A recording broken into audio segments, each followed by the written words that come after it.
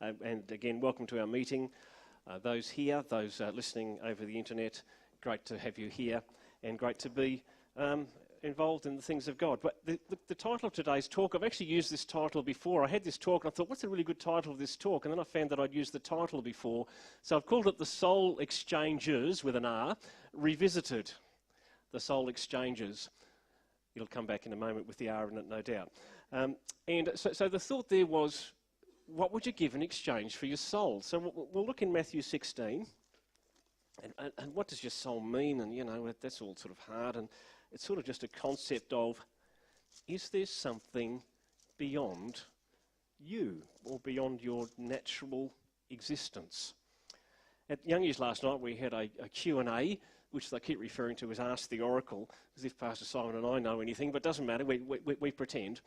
And one of the questions was, and we tend to get this every year actually, what is the meaning of life? You know, because the youngies, like, they know the right questions. One of the other questions was, why do hawthorn keep choking? Which Pastor Simon answered quite thoughtfully, I thought. It wasn't just a silly answer, he'd worked it out. What is the meaning of life? Well, the normal answer I give is 42, so I'll just get that out of the way. What is the meaning of life? And why are we here? Well, Matthew 16, let's just read a few verses here because we're not the first ones to have thought about such things. Just from verse 24. Then said Jesus unto his disciples, if any man will come after me, and let him deny himself and take up his cross and follow me. For whosoever will save his life shall lose it, and whosoever will lose his life for my sake shall find it. For what is a man profited if he gain the whole world and lose his own soul? Or what shall a man give in exchange for his soul? For the Son of Man shall come in the glory of his Father with his angels, and he shall come and reward every man according to his works, and so on. Right standing with God. Jesus is saying the most important thing that you have is your soul. What would you give in exchange for your soul? What's more important? And without sort of getting technical about, you know, what's flesh and blood and soul and mind and spirit and all that kind of stuff, I'm going to use the concept of soul here today just as the thought of, is there something beyond your natural life?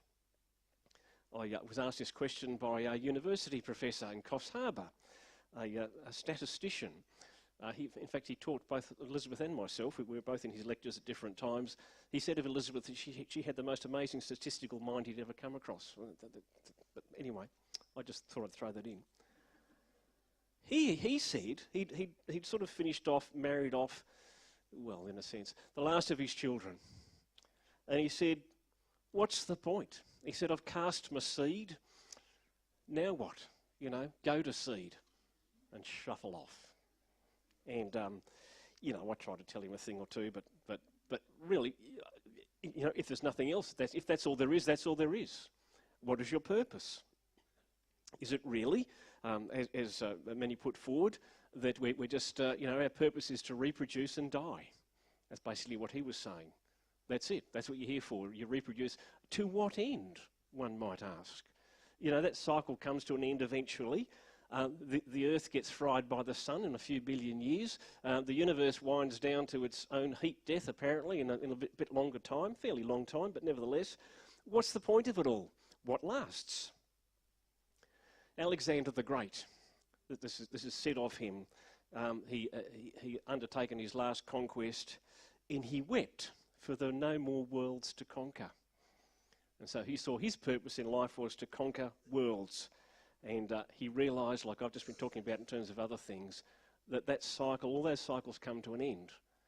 And why? So, it's fess up time now. I'm 60 years old. I haven't said that publicly before. Well, Pastor Simon said I should, but I don't know. What do you think? It's all the clean living, I think. But if only the face had kept up, you know, that would have been good too. But not to worry. So I've seen a few things happen. I've seen a few things happen just in the course of my shortish, by comparison, lifetime. My father told me of the day that he opened a newspaper and it said, one bomb wipes out entire city. So that was 1945. He told me that. His father remembers the Spanish flu, when people wondered whether this flu was actually just going to kill everybody on Earth. That was quite a possibility, and it was a goodly percentage of people that died because of the Spanish flu in 1918. Anyway, back to me, my favourite subject. I saw the dawning of the age of Aquarius. Who saw the dawning of the... Come on. Who knows who the fifth dimension are? Yeah, come on. Okay, this is all good. It was going to usher in love and peace and harmony. And the really sad thing is, if you go back and watch the old YouTube videos like I do, they believed it. There's no sense that they were you know, we all look back and laugh now because it didn't work out that way, did it really? But they believed it. One of the reasons I like looking at those old videos is to see those people with those authentic dreams and visions that the world could be a better place. But it didn't turn out that way. I saw the great post-World War II migration of refugees from Europe to Australia. I was pretty young at the time. In the 70s, I saw the Vietnamese come, and that was, good for Australia. I saw the wall in Germany come down. That was 1989, I think, from memory, or 87, 89, one of those. Who remembers that? If you're born after that, you might think, my goodness, what is this old guy, 60, what's he rabbiting on about? This is just how the world is. By the time the wall came down in 1989, I had never lived, or maybe a few years as a child, in a world where there wasn't a wall, dividing Europe. And so when it came down, it was actually a really big deal.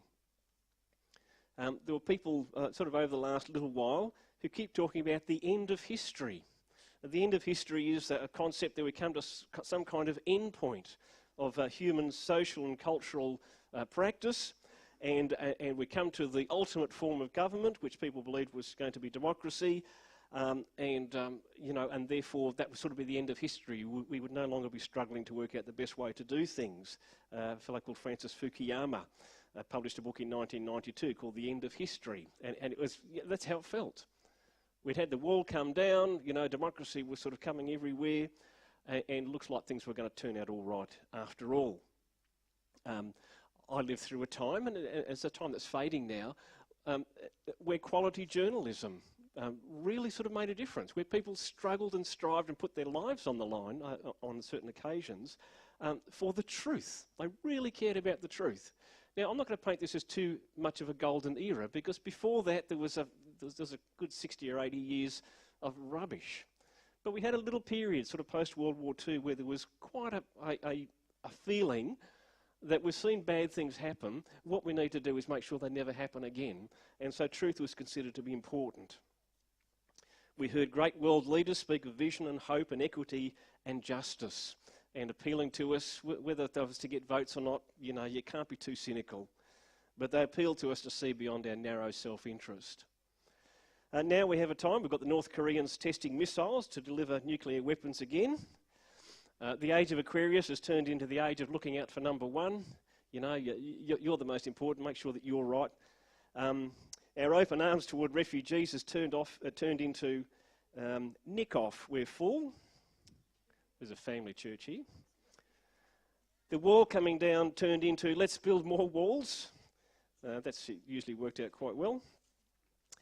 The end of history, well, that didn't actually happen either. We've actually got the culture wars, we've got the left and right, we've got outrage and ugliness. We've got terrorism, we had the towers coming down. We've got injustice and greed and financial collapse. We've got climate change and resource depletion and environmental disaster, famines, droughts, pestilence. It's not so hot. There's things going on. Journalism has become, again, fake news. Now, the best thing about fake news is it all depends what side you're on. That's how it works now. The truth is sort of, put to one side. What side are you on? If they're saying you something that's against your side, that's fake news. That's how you do it. You've got to do it with a wave of the hand. Fake news. You're fake news. Just label it. That'll fix it. Okay. World leaders speaking of hope, vision and justice has turned into, I had the biggest crowds, believe me. We are in the world, but we're not of it. And that's actually really comforting. We are not of the world order. It's important for us that we take our place in the world. We are. Jesus said, you are in the world. Take your place in the world. You've got something to say. But we're not of it. We are no longer the result and the, what's the word, beholden to how the world order works. We're a different creation. I'm speaking to people in the church. If you're filled with the Holy Ghost, filled with the Holy Spirit means that you are a new creation. And you're in a different category altogether. The Bible talks about us being the vanguard. It talks about us being ambassadors of the world to come. We're in the world, but not of it. We know that God cares about the world because he sent his Son to die for us. And we think like God now because we're filled with the Holy Ghost.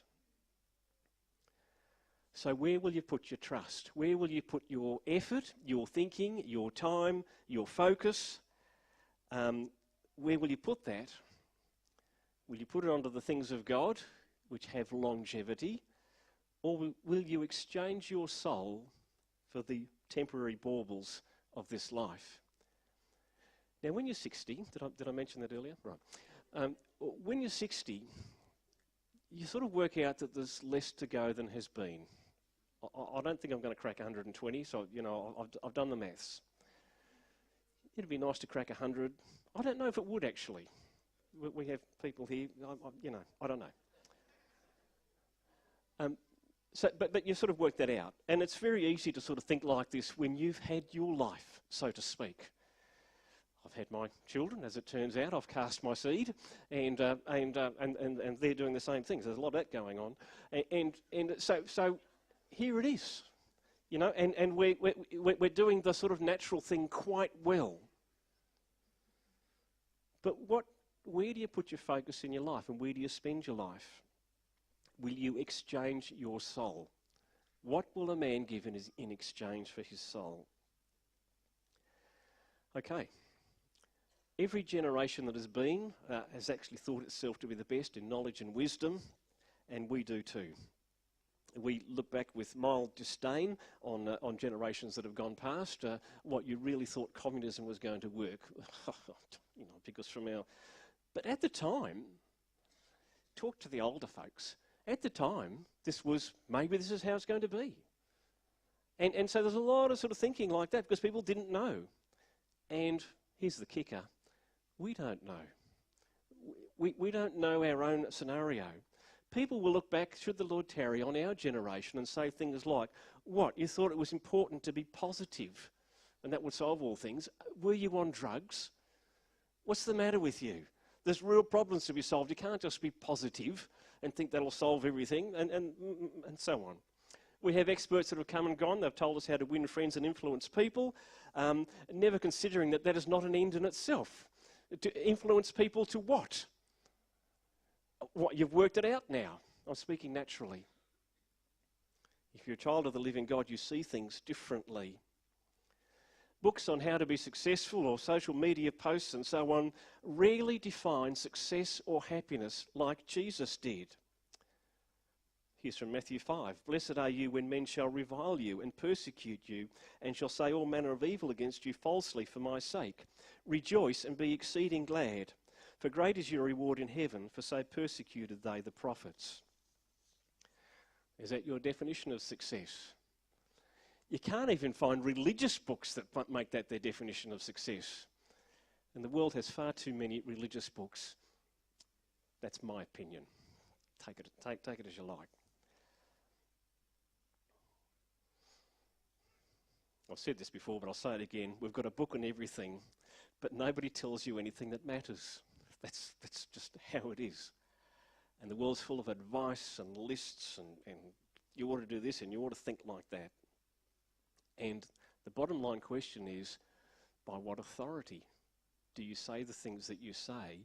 And if I do get to influence people and do stuff, how should I influence them? What should I put forward? Why is my idea on how things should be any better than anybody else's? And if I'm more eloquent in getting it across, does that mean that I win? but what if it's not true?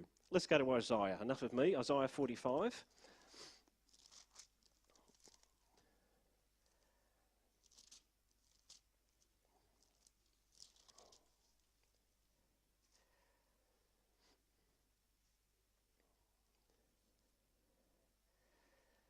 Verse 18, For thus saith the Lord that created the heavens, God himself that formed the earth and made it, he hath established it, he created it not in vain, he formed it to be inhabited.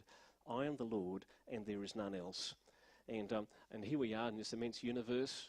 We're a little speck of dust, circling around a planet about a third of the way out of a galaxy in the middle of nowhere. We're like microbes crawling across the top of this little speck of dust. And that's really, in terms of the significance of things, where we are. But God says, I formed the earth to be inhabited. I am the Lord, and there is none else. All the ideas of men, all the ideas of metaphysics, and it could be this, and we're all living in the ninth dimension somewhere or other, and all that kind of stuff that people come up with, trying to make sense of what is the meaning of life. And God gives us a bit of foundation here. He says, I'm the Lord, there's no one else. That I'm not in a cosmic battle against other gods and other forces. It's me. That's what God's saying. Wow. Verse 20, Assemble yourselves and come, draw near together, ye that are escaped of the nations. Did I get that right? Let's go to verse 18. Of 19, thank you. I have not spoken in secret in a dark place of the earth, verse 19. I said not unto the seed of Jacob, seek ye me in vain. I am the Lord that speak righteousness. I declare things that are right. Assemble yourselves and come, draw near together, ye that are escaped of the nations. They have no knowledge that set up the wood of their graven image and pray unto a God that cannot save. And God's saying, please, recognise that all this other thinking is rubbish. There's me. That's what God's saying. Don't bother trying to work. If you sit in a corner and try to think it up, you might come up with a graven image and something beyond you. And that's about as good as we get. We get the idea or the hope that we think there must be more to life than just this. What's that movie? Is this all there is? Now that's a song. If this is all there is, then you might as well keep dancing, which is not bad advice if this is all there is. But is this all there is? God's saying, don't sit in a corner and think about it and come up with your own idea. Come to me. I will be found of you. That's pretty exciting. So there are not many paths up the mountain. There are not many forms of truth. It's not what you believe or what I believe. There's not truth in every religion, just little bits here and there. Don't pray to a God who cannot save. That's what he said. He's the creator. As we like to say here, he knows the score. He knows how it is. He created from the beginning. Verse 22. Did I read verse 21? Doesn't matter, we'll go to verse 22 anyway. Look unto me and be ye saved, all the ends of the earth, for I am God and there is none else. I have sworn by myself, the word is gone out of my mouth in righteousness, and shall not return, that unto me every knee shall bow, every tongue shall swear. And here's God saying, I will be known, and my will be done on earth as it is in heaven, which of course Jesus prayed. Let's go to Isaiah 51, just over a few pages.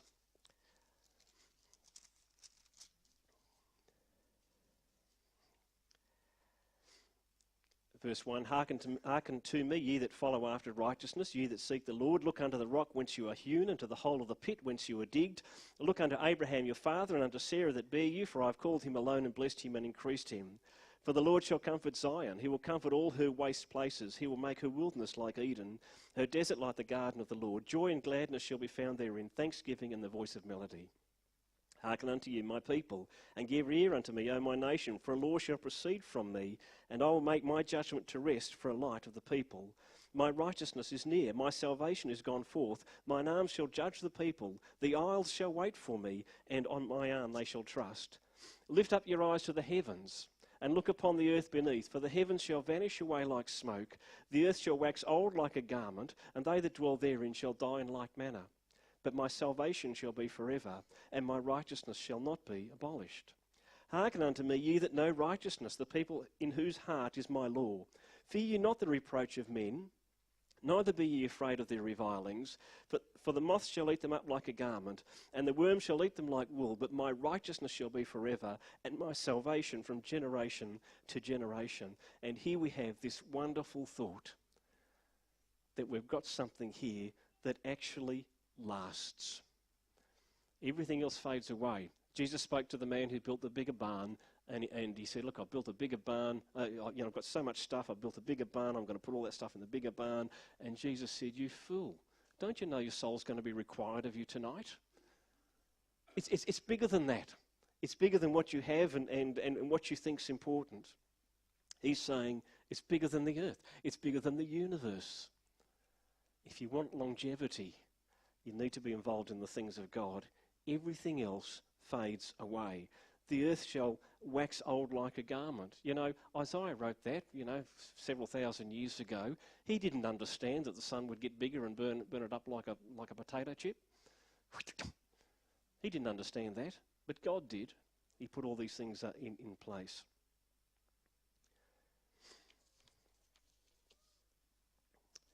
So, do you think you're secure? Unless you are aligned to the living God, all you have is this life. Well, that sounds like a goodly thing to have, maybe when you're 18. Let me tell you, did I mention 60? Let me tell you, at 60, it's great, the things that have happened, but you can see the end. It's a long way off. Well, it can be a long way off. I was in Istanbul 2 or 3 years ago. Very first day in Istanbul. If you ever travel overseas, just watch your first day, because the world doesn't work like it works here in Australia everywhere. And I was standing on a road and I was about to take a photo. And I thought I could get a better photo if I took a step out into the road. And so I looked down the road and there was nothing coming, but I didn't take the step out into the road. And about a quarter of a second later, a tram came by the wrong way. This is what happens when you're overseas. They don't do things right. Well, they don't do things how we do things. It doesn't matter. And I'm watching, and you know what? The tram wasn't in the middle, like in Melbourne, where you'd have a chance to, get out of the... No, it was right on the edge of where I was going to step. That would have been... you would have had a funeral. It would have been 2 years ago. You would have had a funeral by now. You wouldn't have remembered me. Perhaps Pastor Simon would have put a little plaque on the wall over there. Used to be a pastor here, stepped in front of a tram in Istanbul. What can we say? I don't know. The most powerful people in the world spend their lifetime securing their personal safety and wealth and so on, and die anyway. Do you want longevity? Get with the strength. Isaiah 51, we're already there. Isaiah 51, verse 11. Therefore the redeemed of the Lord shall return and come with singing unto Zion, and everlasting joy shall be upon their head. They shall obtain gladness and joy, and sorrow and mourning shall flee away. Even I, am he that comforts you. Who art thou that thou should be afraid of a man that shall die? What are you worried about? And the Son of Man which shall be made as grass. God sees the end from the beginning. He sees people in their natural state, and he sees it like grass that sort of browns off in the summer and gets, burnt off. He said, what are you afraid of? Verse 13, and forgets the Lord thy Maker, who hath stretched forth the heavens and laid the foundations of the earth, and is feared continually every day because of the fury of the oppressor, as if he were ready to destroy. And where is the fury of the oppressor? Don't forget the Lord. Don't forget who you are. Don't get involved in the baubles of life as if they're important. Enjoy the trip. Enjoy all that stuff. Wonderful time. Fantastic. But don't think that that's what it's about. It's not what it's about. Everything else really is vanity. Jesus said in Matthew 5, blessed are they which do hunger and thirst after righteousness, for they shall be filled. He said in Matthew 6, seek ye first the kingdom of God and his righteousness, and all these things shall be added to you. Get your relationship with God right, and everything else is a breeze. Yes, there's trouble and difficulty. Jesus said there would be. He said men may even revile and persecute you. And he said if they do that, think of yourself blessed and rejoice. So you've got to, there's a different kind of thinking here. So yes, I'm 60 now. But my life has barely begun. My life has barely begun. Yes, I've seen a few things. You heard my little list of things that I could think of. But that's nothing compared to what's going to come. In Isaiah 40 we read this: "Every valley shall be exalted, every mountain and hill shall be made low, the crooked shall be made straight, and the rough places plain. And the glory of the Lord shall be revealed, and all flesh shall see it together, for the mouth of the Lord hath spoken it." And he's talking about there about righteousness coming onto this planet. We're going to see that. We read earlier that the planet eventually is going to wax old like a garment and be tossed aside. And what does that mean? And what will happen between that little period we just read about here, about the Lord making things right upon the earth, and the time when the planet itself moves on? What is to come? What's that movie? What Dreams May Come. It's a terrible movie, don't bother watching it, but the title's nice. What dreams may come? What things may yet be revealed to us? So here I am. And I may have mentioned that I'm 60. It's just weighing a little on it was last year. It's taken me almost 11 months to fess up. But here it is, and there's time yet to come.